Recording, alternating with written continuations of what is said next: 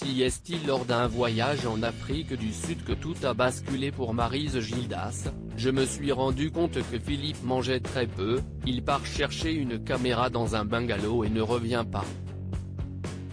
Là, j'ai compris qu'il perdait la notion de l'orientation, a expliqué Maryse Gildas, ce lundi 22 mars, sur le plateau d'Instant de Luxe, émission diffusée sur Non-Stop People.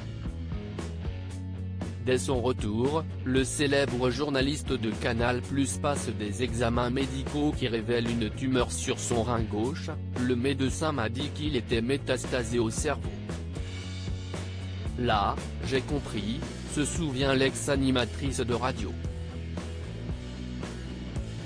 Philippe Gildas a tenté une immunothérapie qui n'a finalement pas fonctionné.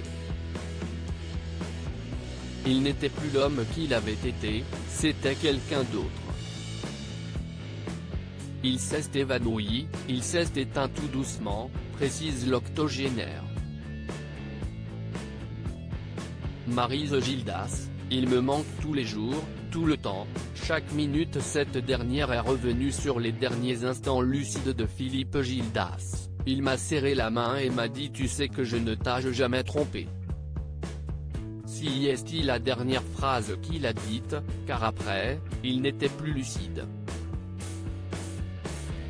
L'épouse de Philippe Gildas reste encore très affectée par le décès de son mari survenu en octobre 2018 à l'âge de 82 ans, il me manque tous les jours, tout le temps, chaque minute.